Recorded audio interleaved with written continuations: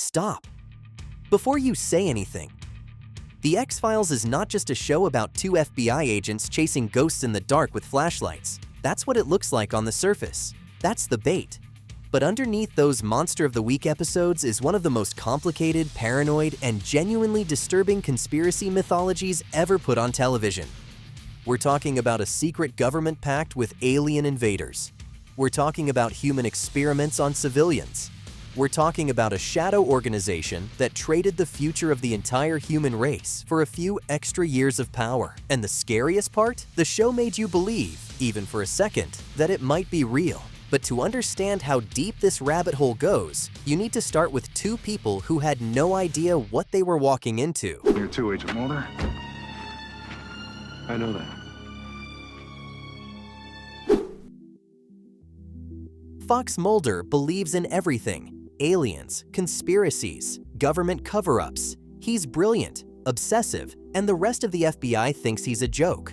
Dana Scully is the opposite. She's a scientist, a medical doctor, a skeptic sent by the FBI to debunk Mulder's work and shut down his investigations. That tension, believer versus skeptic, is the engine of the entire show. Every piece of evidence gets filtered through two completely different worldviews. Mulder sees proof of extraterrestrial life. Scully sees a medical anomaly. Neither one is always right. Neither one is always wrong. And slowly, painfully, over the course of 9 seasons, the line between what they believe starts to blur. But Mulder didn't just wake up one day and decide to chase aliens. Something happened to him, something personal, something that broke him before he even joined the FBI. Answer me!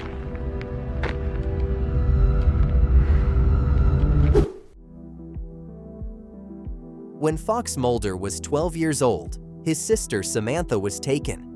Right out of their home, a bright light, paralysis, and then she was gone. His parents never recovered. The marriage fell apart, and young Fox spent the rest of his life trying to understand what happened that night. Was it aliens? Was it the government? Was it both? The answer kept shifting across the series, and every time Mulder got close to the truth, somebody moved the goalpost. He found clones of Samantha. He found medical records suggesting she was part of a program. He found evidence she died as a child. The show tortured him, and the audience, with contradictions and half-truths for years. Samantha's abduction isn't just backstory, it's the wound that never heals. Every conspiracy Mulder uncovers, every shadow he chases, connects back to that one night when his sister vanished and nobody could explain why. But someone could explain it. Someone who was there the whole time, standing in the background, smoking a cigarette.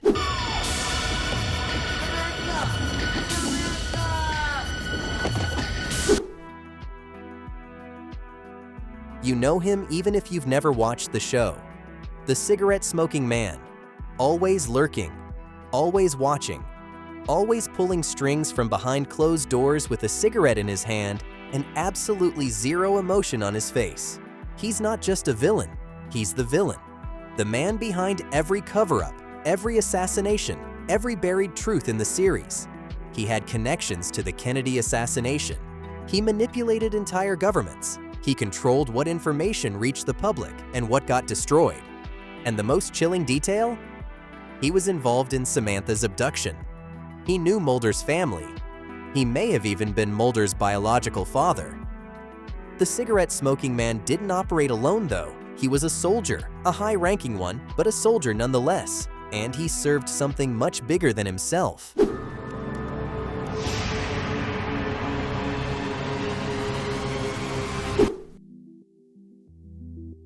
Here's where the lore goes from creepy to absolutely unhinged. Behind the curtain of American democracy, a secret group called the Syndicate had been operating since the end of World War II. These were powerful men, politicians, military leaders, intelligence chiefs, who made a deal with an alien race. The deal was simple. The aliens were coming. Colonization was inevitable. So the Syndicate agreed to cooperate. They would help the aliens prepare for invasion, providing human test subjects, allowing abductions, covering up evidence, and in exchange, they and their families would be spared when the takeover began. They sold out the entire human race to save themselves, and they did it with handshakes and classified paperwork over the course of 50 years. But cooperation wasn't enough. The aliens needed something more, something biological, and that's when the experiment started.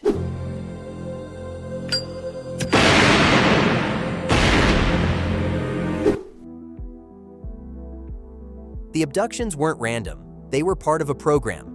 Civilians were taken, experimented on, implanted with tracking devices, and returned with no memory of what happened. Women were subjected to reproductive experiments. Men were exposed to alien biological material. And the government knew about every single case because they helped make it happen. Scully herself was abducted during the series. She was missing for weeks. When she came back, she had no memories and a small metal implant in the base of her neck. The show never let her, or the audience, forget that she was a victim of the very conspiracy she spent years trying to disprove. And then something new entered the mythology, something that changed the rules of everything. A substance so terrifying, it didn't even need a name. They just called it the black oil.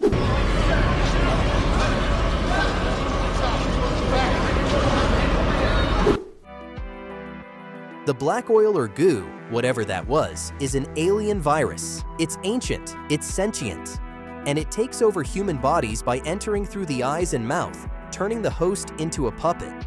The infected person looks normal on the outside but is completely under alien control on the inside. This was the moment the X-Files mythology went from conspiracy thriller to outright horror. The black oil had been on Earth for millions of years, buried underground, waiting. It was found in oil fields, in ancient tombs, in crashed spacecraft, and it represented the true nature of the alien threat. Not little gray men in flying saucers, but a biological weapon that could turn humanity against itself from within. If you're enjoying this deep dive, hit subscribe and drop a comment. How far down the X-Files rabbit hole have you gone? Because we're not even close to the bottom yet.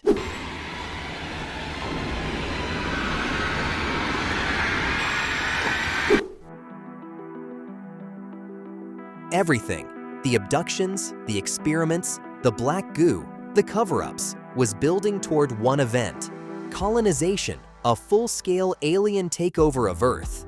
The date was even set. The aliens had a timetable, and the Syndicate knew exactly when it was coming. The plan was extinction level. The black oil would be released globally. Humanity would be infected, enslaved, or destroyed.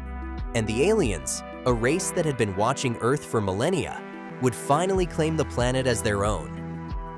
The Syndicate believed their cooperation had bought them protection. They believed their families would survive in underground facilities while the rest of the world burned. But some members of the Syndicate weren't content to just wait for the end. They had their own plan. A plan that involved doing something unforgivable to their own species. How do you mean? I don't have all the details yet, but I've asked him to come here and explain it himself. The Syndicate's backup plan was to create alien-human hybrids. If they could engineer a species that was immune to the black oil but still human enough to function, they could survive colonization without alien protection. So they experimented on abductees, on soldiers, on children. Cloning facilities were hidden across the country. Women were harvested for genetic material. Failed experiments were destroyed. Successful ones were kept in secret labs. The moral collapse was total. These were men who started as Cold War patriots and ended as war criminals conducting genetic experiments on their own population. And some of those experiments had names. Some of them escaped. Some of them looked exactly like people Mulder knew. You've been using me. Not at all. Your arrival was only coincident with the execution of our objective. Alex Krycek started as Mulder's new partner, clean-cut, eager, trustworthy. And then the mask came off, and Krycek revealed himself to be a double agent working for the Syndicate and the cigarette-smoking man. But here's the thing. Krycek didn't stay loyal to anyone. He betrayed the FBI. He betrayed the Syndicate. He betrayed the cigarette-smoking man. He worked with the Russians. He worked against the Russians. He lost an arm and kept going. He murdered, lied, manipulated, and survived when everyone around him died. Krycek was chaos wearing a leather jacket, and the audience could never predict whose side he'd be on next. Did you know Nicholas Leah, who played Krycek, was originally cast for a single episode? His screen presence was so magnetic that the writers kept bringing him back, eventually making him one of the most important recurring characters in the mythology. Leah has said he often received scripts with no idea whether Krycek would be a hero or villain that week.